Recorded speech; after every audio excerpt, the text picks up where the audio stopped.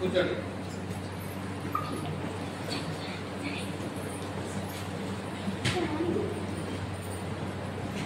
సహాయపడిన ప్రార్థిస్తున్నాం. దేవదర్శన ప్రభా దైవం తండ్రి మీ పాదాలు తెలుసుకుంటున్నాం. మనసునైనా దాన్ని మరుగుపరచండి. నా జ్ఞానం నా తెలియజేత మీ పాదాలు పట్టుకుంటున్నాం. తల్లి మీ పాదాలు పట్టుకుంటున్నాం. మీరే మార్పుకి మీ నిరంతరం మాకు తినిపించండి.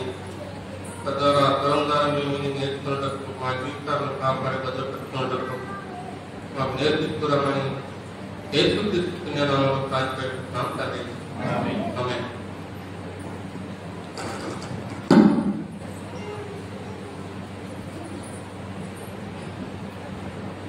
అందరికీ ప్రయత్నాలు. అందరు బాగున్నారు కదా? అందరు బాగున్నారా?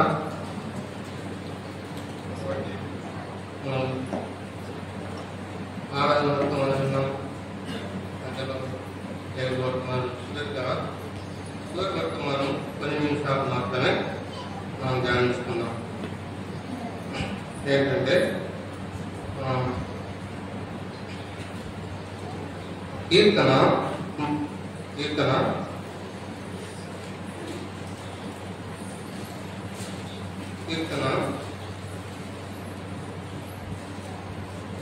31వ కీర్తన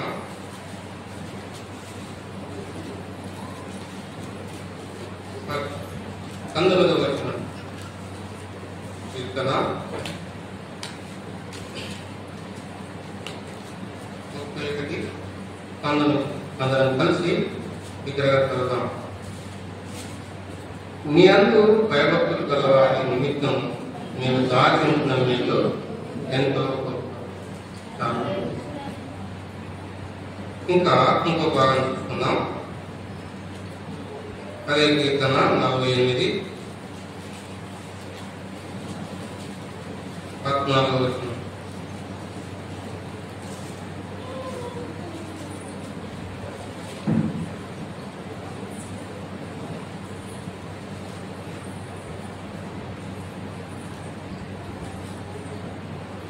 కీర్తన 48:14 ఈ దేవుడు సదాకాలం దేవుడై ఉన్నాడు, మరణం వరకు ఆయనను నడిపించును. ఇంకో భాగం చూస్తున్నాం. 2వ దినవృత్తాంతంలో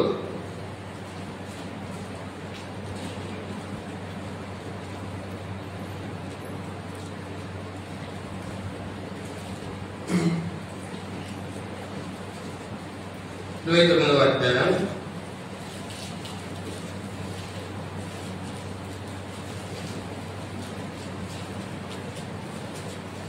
11వ వచనం. 2వ దినవృత్తాంతంలో 29వ అధ్యాయం 11వ వచనం. అందరూ కలిసి విగ్రహం. నా కుమారులారా, తన పరిచయ నుండి ధూపం వేసుకుంటకును, తన సన్నిధిని చూస్తకును, తన పరిచయ చేయటకును ఎక్కువ మిమ్మల్ని ఏర్పరుస్తారని కనుక ప్రసిద్ధ చేయకుడి. మొదటిగా మనం ఏం చూస్తున్నామంటే, దేవుని యందు మరి భయభక్తులు గల వారికి దేవుడు దాచించిన మేలు ఎంతో గొప్పది. మనం ఆయన భయభక్తులు కలిగి ఉంటే ఆయన మేలు మనకెంతో గొప్పవిగా కనిపిస్తూ వస్తాయి. ఆయన మన పట్ల రుజుపరుచుకుంటూ వస్తాడు. అంతేకాకుండా ఇంకొకటి, ఇది 31వ కీర్తన 7వ వచనం చదవండి. నా దారి చోటు నీవే, శ్రమల నుండి నీవు నన్ను రక్షించదవు. కాబట్టి శ్రమల్లో, కష్టాల్లో, ఇబ్బందుల్లో, అనేక పరిస్థితుల్లో మనం దేవుని యందు భయభక్తులు కలిగి ఉంటే ఇటువంటి సదయిస్తాయి, ఇటువంటి మనకు తటస్థిస్తూ వస్తాయి. ఏంటిది? శ్రమ. శ్రమను వల్ల ఇష్టపడతారా? కష్టాల వల్ల ఇష్టపడతారా? ఇష్టపడరు. ఎంతసేపు మనకు సుఖంగా ఆనందంగా గడపడమే మనం ఆశించేవారిగా ఉంటాం. కాబట్టి నా తాగుచోటు నీవే, మనకు యెహోవా దేవుడు తాగుచోటుగా ఉన్నాడు. శ్రమ వచ్చినా, కష్టం వచ్చినా, ఇబ్బంది వచ్చినా నా తాగుచోటు నీవే, శ్రమలో నుండి నీవు నన్ను రక్షించితివి.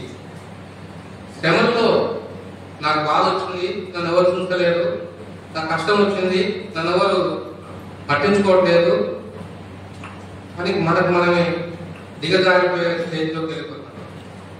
మనకు మనమే నిస్పృహలోకి గురైపోతూ ఉంటాం. కాబట్టి ఎప్పుడైతే దేవుని యందు నువ్వు భయభక్తులు కలిగి నువ్వు జీవిస్తే ఆయన దాచుంచిన మేలు ఎంతో, ఆయన నిన్ను ఆయన ఆత్మ ద్వారా సంధించి ఆయన వాక్య ద్వారా నీతో ప్రభు మాట్లాడుతూ వస్తాడు. కాబట్టి శ్రమల పాలైన, కష్టాల పాలైన, ఇబ్బందుల పాలైన దేవుడు మాత్రం ఆయన నీకు దాగుచోటుగా, నీకు ఆశ్రయదుర్గంగా నేను ఆశ్రయించేవాడిగా ఉంటాడు. కాబట్టి ఎటువంటి పరిస్థితుల్లోనైనా ప్రభు మన విడిచిపెట్టేవాడిగా ఉన్నాడు. లోకంలో ఎంతమంది స్నేహితులైనా మనం మర్చిపోవచ్చు, కానీ దేవుడు మాత్రం నేను నన్ను మరవడు, దేవుడు. అటువంటి గొప్ప దేవుని మనం కలిగి ఉన్నామని, అందుకే నువ్వు దేవుని యందు భయభక్తులు కలిగి ఉంటే, దేవుని యందు భయభక్తులుగా గలవారి నిమిత్తం నీవు దాచించిన మేలు ఎంతో గొప్పవి. ఇన్ని వచ్చినాయండి. నరుల ఎదుట నిన్ను ఆశ్రయించిన వారి నిమిత్తం నీవు స్థిరపడుతున్న మేలు ఎంతో గొప్పవి. నరుల ఎదుట మన జీవితాన్ని మనం కనపరుచుకోవాలి, మన జీవిత విధానాన్ని మనం తెలియపరుచుకొని అటువంటి జీవితాన్ని మనం మానవకరమైన జీవితాన్ని ఇతరులకు చూపేవారిగా ఉన్నారు. ఇతరులకు మన మాదిరితనాన్ని చూపే విధంగా ఉండాలనేదే దేవుని యొక్క ఆశ. కాబట్టి నరుల ఎదుట నిన్ను ఆశ్రయించు వారి నిమిత్తం నువ్వు దాచిన నీవు సిద్ధపరిచిన మేలు ఎంతో గొప్పది. కాబట్టి అటువంటి దేవుడు సిద్ధపరుస్తాడు. అట్లా మనం దేవుని కోసమే మనం పాటుపడి జీవిస్తే అట్లా మనకు దేవుడు సాయం చేసేవారిగా ఉంటాడు. కాబట్టి ఇట్లా మనం మన జీవితాన్ని కొనసాగిస్తూ ప్రభు కోసం శ్రమ వచ్చిన, బాధ వచ్చిన, కష్టం వచ్చినా ఉన్నా. ఇక్కడ 48వ కీర్తన ఏమంటే ఈ దేవుడు ఏమనుంది? సదాకాలం మనకు దేవుడై ఉన్నాడు, మరణం వరకు ఆయన మనను నడిపించును. ఏ దేవుడు ఈయన? నువ్వు ఎరిగిన దేవుడు, నువ్వు నిజంగా దేవుడు ఎరిగింటే ఈ దేవుడు సదాకాలం, కొంతకాలం అని కాదు, కష్టాల్లోని కాదు, సంతోషంలో కానీ, బాధల్లో కానీ, ఏ విషయంలోనైనా ఈ దేవుడు సదాకాలం మనకు దేవుడై ఉన్నాడు, మరణం వరకు ఆయన మనల్ని నడిపిస్తాడు. ప్రభు పైన, దేవుని పైన భయభక్తులు కలిగి మనం జీవిస్తే, దేవుని యందు ఆయన యందు మనం నమ్మకం వస్తే, ఆయన పైన మన ఆశ ఉంటే ఈ దేవుడు మనకు సదాకాలం మనకు దేవుడై ఉంటాడు, మరణం వరకు ఆయన మనల్ని నడిపించేవాడిగా ఉంటాడు. మరణం వరకు ఆయన నిన్ను నన్ను నడిపించేవాడిగా ఉంటాడు. కాబట్టి ఈ దేవుని నువ్వు కలిగి ఉన్నావా, లేక నువ్వు విడిచిపెట్టిన వారిగా ఉన్నావా? అయితే ఒక చిన్న ఉదాహరణ చూసుకొని యాకోబు రాసిన పత్రిక, యాకోబు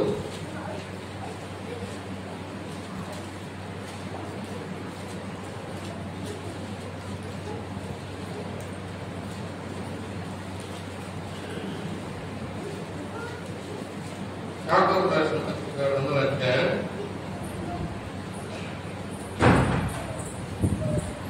14వ వచనం చదవండి ఎవరైనా. నా సహోదరులారా వినండి అందరూ. ఇక్కడ వినకపోతే మనం వచ్చి నేర్చుకునేది ఏం లేదు. వాక్యాన్ని మనం ఎంత గట్టిగా వింటామో, మనం కొంచెం శ్రద్ధ పెట్టింటేనే మనకి ఎక్కేది. ఎంత చెప్పినా వాళ్ళ 2 వంతు 5 వంతు. అర్థం చేసుకునే కెపాసిటీ తక్కువ. సాతాను గాడు నేను వాటిని విననీయాడు, మిమ్మల్ని అంతని మభ్యపరిచి ఏమి విననీయప్పుడు చెప్తాడు. అని పని ఏంటి? దేవుని కార్యం జరగదు.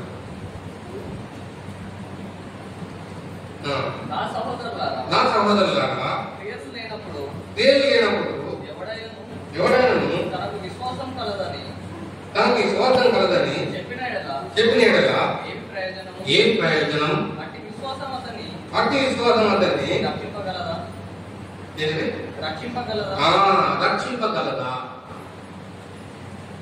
ఇక్కడ ఏమిటంటే సహోదరులారా, క్రియ లేనప్పుడు ఎవడైనా తన విశ్వాసం కలదని చెప్పిన ఎడల ఏం ప్రయోజనం?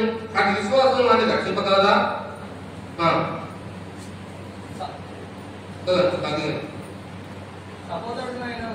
సహోదరులను దిగంబరులై ఆనాటికి భోజనం లేకున్నప్పుడు మీలో ఎవడైనా శరీరం కావాల్సిన వాటిని ఇయ్యక సమాధానంగా ఎదుటి చలి కాచుకొనుడి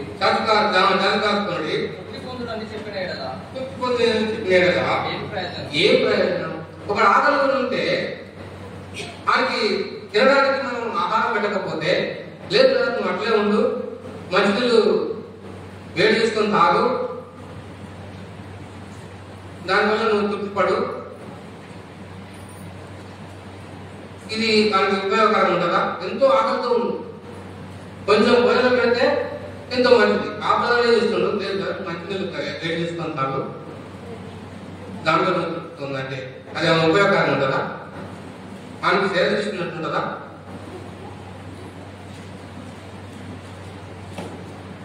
కాబట్టి ఇటువంటిది ఏముందంట భోజనం, అది ఏమి ప్రయోజనం? ఎట్లా ఉపయోగపడుతుంది? నాకైతే శ్వాసం ఉంది కానీ క్రియలేని విశ్వాసం ఏంటి?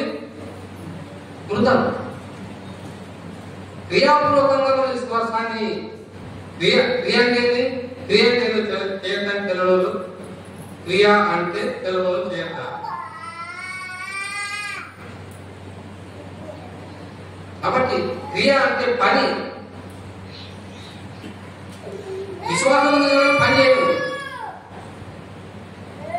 విశ్వాసం ఉంది కానీ పని చేయదు, పని ఉంది కానీ విశ్వాసం లేదు. ఈ రెండు కలిసిమెలిసి ఉంటేనే ప్రభు పరిచయం. కాబట్టి క్రియ ఉండాలి, విశ్వాసం ఉండాలి. ఓన్లీ విశ్వాసం ఉంది కానీ నేను క్రియ చెప్పను,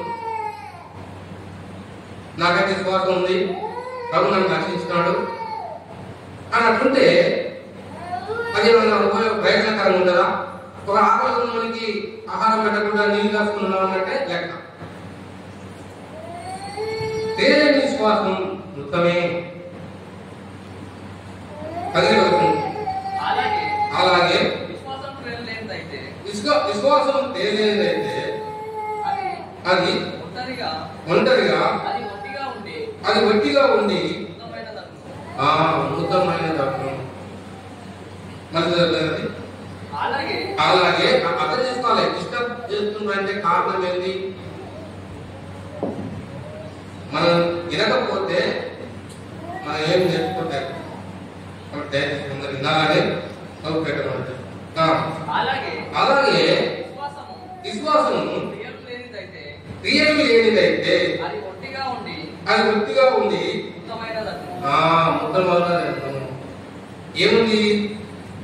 ఏముంది అక్కడ? క్రియలు లేనిదైతే. విశ్వాసం క్రియలు లేనిదైతే. విశ్వాసం ఉంది కానీ క్రియ లేదు. క్రియ అంటే పని. నమ్మకం ఉంది కానీ పని లేదు. విశ్వాసం ఉండాలి, పని ఉండాలి.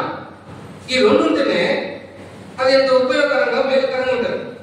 అది ఒట్టిగా ఉంది, మృతమైనది అన్నట్టే. రెండు ఉండాలి. రెండు లేకపోతే క్రియా విశ్వాసం రెండు ఉండాలి. నాకు విశ్వాసం ఉందిగా నేను పని చేయను, నాకు పని ఉందిగా నేను విశ్వాసం ఉంటాను. ఇవి మంచి వైఖరి. అది ప్రయోజనకరంగా ఉండదు, అది మనిషికి ఉపయోగకరంగా ఉండదు. విశ్వాస జీవితానికి అసలైనది చాలా కష్టమైన పని. నెక్స్ట్ 19. అయితే 19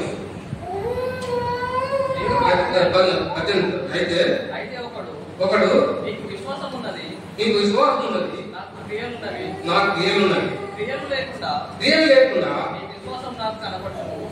క్రియలు లేకుండా నీ విశ్వాసం నాకు కనబడతాయని చూపిస్తావా? చెప్పు. విశ్వాసం ఉంది బాగా, విశ్వాసం ఉందని నేను చూపిస్తాను. మనిషి నాకు విశ్వాసం చేయండి అనుకుంటున్నాడని నువ్వు చెప్పుకోవడానికి అది కనిపించదు. ఇప్పుడు కాలు చేతి కాలు చేద్దామని చెప్పి వాకు ఇంత వంకరాయి నొక్కుతారు, కడుపులో నొక్కాలని కనిపిస్తుందా? కనిపించదు. కాబట్టి విశ్వాసం అనేది కనిపించదు.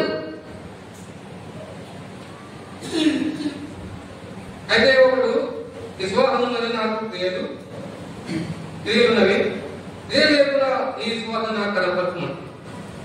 క్రియలు లేకుండా నీ విశ్వాసం ఎలా కనపడుతుంది?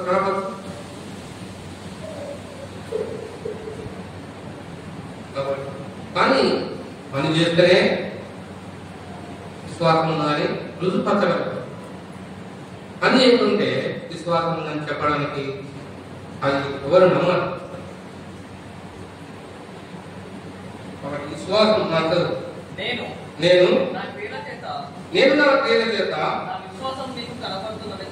నా విశ్వాసం నీకు కనపడుతుందని చెప్తున్నాడు. నా క్రియల చేత, నా పని చేత నాకు క్రియలను కనపరుస్తుందని చెప్తున్నాడు. పని ఉంది, విశ్వాసం ఉంది కానీ పని లేకపోతే అదేంటి? మొత్తమైనట్టే. కాబట్టి ఇవి రెండు మనం కలిగి ఉంది విశ్వాసులుగా మనం ఆ రీతిగా కొనసాగాలి. నెక్స్ట్ దేవుడు ఒక్కడే అని నువ్వు నమ్ముతున్నావు. అలా నమ్మటం మంచిదే. దయములో నమ్మి వ్యర్థుడా క్రియలు లేని విశ్వాసము నిష్ఫలమైనదని తెలుసుకున్న కోరుచున్నావా? క్రియలు లేని విశ్వాసము నిష్ఫలమైనదని తెలుసుకున్న కోరుచున్నావు. క్రియలు లేకుండా విశ్వాసం ఉందని నువ్వు రుజుపరచలేవు. నాకు విశ్వాసం ఉంది అని దేవుడు ఇష్టపడి నాకు నమ్మకం ఉంది కానీ తెచ్చుకురారు.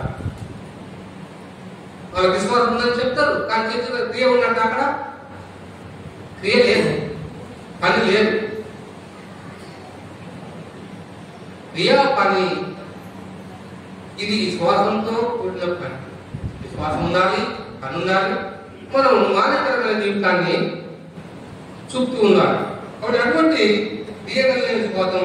అలాగే 21వ వచనం ఏముందంటే మన పితరుడైన అబ్రాహాము తన కుమారుడైన ఇస్సాకును బలిపీఠం మీద అర్పించినప్పుడు అతని క్రియల వలన నీతిమంతుడని తీర్పు పొందలేదా?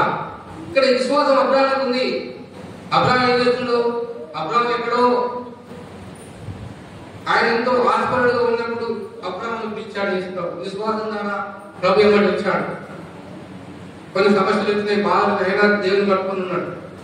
అయితే ఒకనొక సందర్భంలో ఆయనకు ఏకానికి ఒక కుమారుని ఇస్సాకు 100 సంవత్సరాలకు కుమారుని ఇస్తే ఆ కుమారుని బలి అర్పించాడు.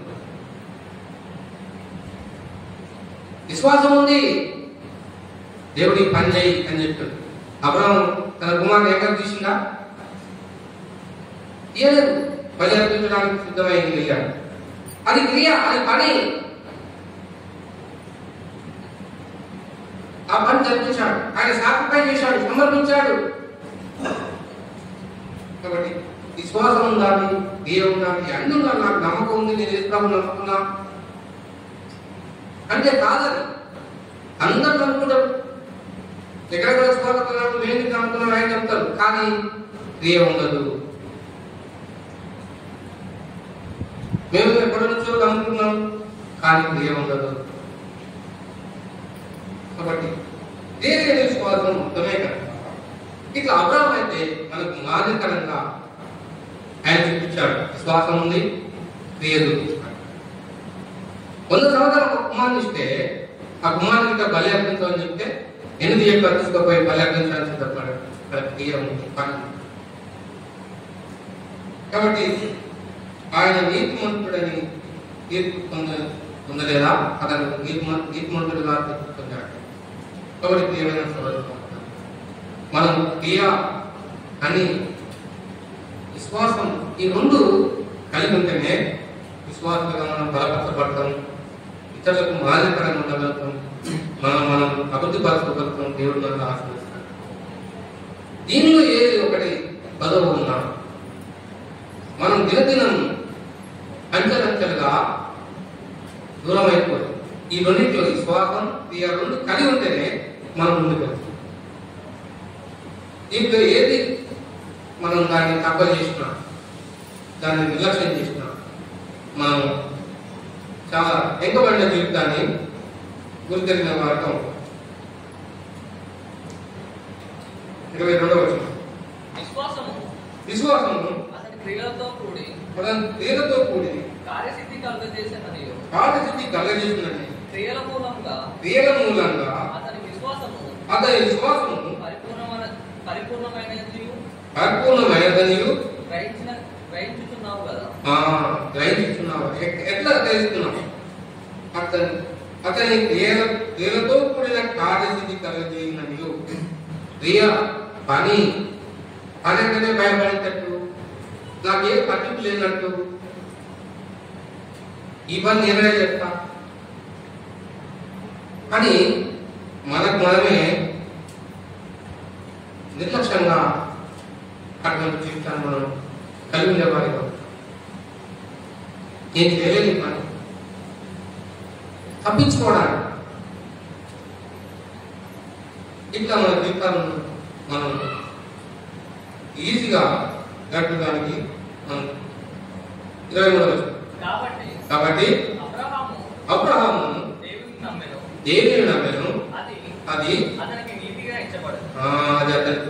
ఎంచబడ్డది. దేవుని నమ్మాడు, దేవుని విశ్వాసం ఉంచాడు, దేవుని యందు క్రియాపూర్వకంగా పనిచేసుకొచ్చాడు, అతనికి అది నీతిగా ఎంచబడ్డది.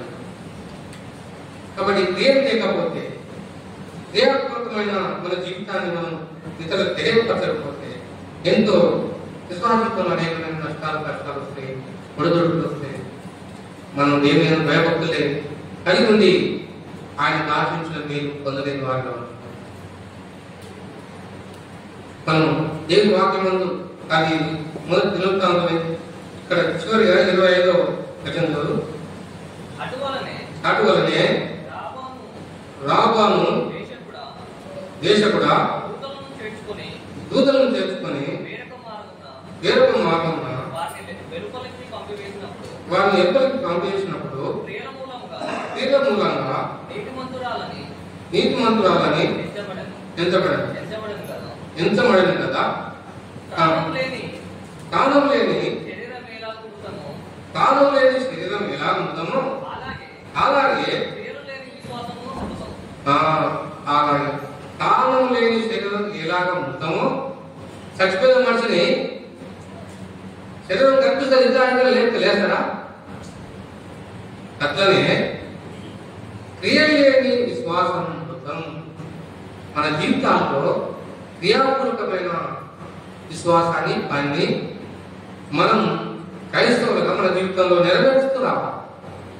ఒకవేళ అట్లాంటి క్రియాపూర్వకమైన జీవితం లేకపోతే మనం ఎక్కడున్నట్టు? ఆత్మీయంగా మృతం, చచ్చిన వారితో సమానం. కాబట్టి ఇటువంటి జీవితాన్ని మన జీవితాల్లో ఇంకా అలవరుచుకుంటున్నామా?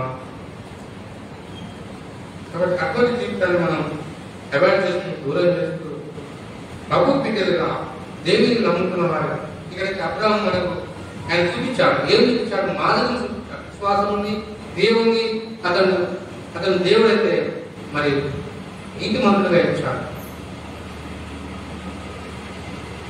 అబ్రహాము దేవుని నమ్మెను, అది అతనికి నీతిగా ఎంచబడింది.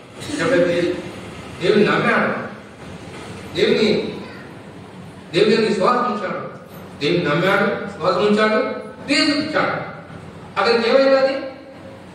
నీతిగా ఎంచబడ్డాడు. ఇందులో ఏది లేకపోతే అతను నీతిగా ఎంచబడ్డా? అబ్రాహాము అయితే ఆయన తన జీవితాన్ని సాక్రిఫైస్ చేశాడు. అట్లా ఇంకో వ్యక్తి యెహోషువ గ్రంథం 24వ అధ్యాయం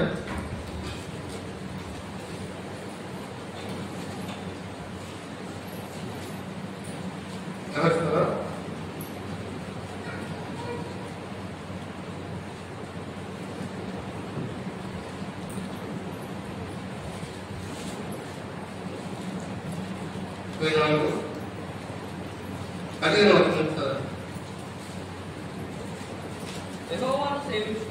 యెహోవాను సేవించుట మీ దృష్టికి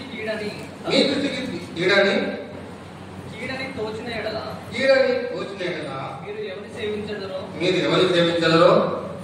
నది అద్దరిని మీ పితరులు సేవించిన దేవతలను సేవించదరో అమేరుల దేశంన మీరు సేవించుతున్నారే వారి దేవతలను సేవించదరో నేడు మీరు కోరుకున్నది మీరెవరిని సేవించదరు అనుకున్నాను. నేను నా ఇంటి వారును యెహోవాను సేవించదమని. నేను నా ఇంటి వారిని యెహోవాను సేవిస్తాను. కాబట్టి అక్కడ అనేక కష్టాలు ఇబ్బందులు వచ్చినప్పుడు మనం ఈ దినాల్లో ఎవరిని సేవించుట అంటే ఎవరిని మనం ఆరాధిస్తున్నాం, సేవించుకుంటే ఎవరిని మనం కనపడుతున్నాం. యెహోవాను సేవించకపోతే మరి ఇంకెవరిని సేవిస్తున్నట్టు? రెండే, ఒకటి దేవుని, లేకపోతే దయ్యాన్ని. ఇక్కడైతే మీరు ఎవరు సేవించినా అని నేనైతే నేను నా ఇంటి వారు యెహోవాను సేవించుదామని. యెహోషువ నేను నా ఇంటి వారు యెహోవాను సేవించుదాం. నువ్వు ఈ దినం ఎవరిని సేవించేవాడిగా ఉంటున్నావు? దేవుని సేవించేవాడిదైతే దేవుని సేవిస్తావు, లేదంటే ఇంకా దేవుని సేవించలేదంటే నీ మనసులో ఇంకేముందో అది నీకు విగ్రహంగా మారి దయ్యాన్ని సేవిస్తున్నట్టు. ఏమైనా శ్వాసలారా మనకు దేవుడు అనేక సమస్యలు, బాధలు ఏమి వచ్చినా దేవుడు చెప్పాడు, దేవుని యందు భయభక్తులు గలవారికి దేవుడు దాచించిన మేలు ఎంతో గొప్పవి. ఇబ్బందులు వస్తాయి, సమస్యలు వస్తాయి, దాన్ని పట్టుకొని మనం సమస్యలనే సమస్యకి మన జీవితాన్ని అట్లనే ముగించుకుంటే ఎవరు సేవిస్తున్నట్టు? అబ్రాహాముకి సమస్య వచ్చింది, కష్టం వచ్చింది, ఇబ్బంది వచ్చింది, ఎంత చేయలేదు. ఇక్కడ యెహోషువ లేక సైన్యాన్ని నడిపించాడు, వెంటనే వస్తుంది, కానీ ఇతర దేవతలను సేవించేవారిగా ఉంటున్నారు. మీరు ఎవరు సేవించకపోయినా నాకు సంబంధం లేదు, కానీ నేను నా ఇంటి వారిని యెహోవాను సేవిస్తే దేవుని సేవించాలి, లేకపోతే దయ్యాన్ని. ఈ రెండింటిలో ఏదో ఒకటి మనం సేవించేవారిగా ఉంటాం. ఈ వాక్యాన్ని మన జీవితంలో నెరవేర్చుకొని మన జీవితంలో ప్రభు దేవుని విశ్వాసాన్ని మనం కనపరిచే వారిగా ఉండాలని ప్రభు దేవుడి మనం జీవించాలి.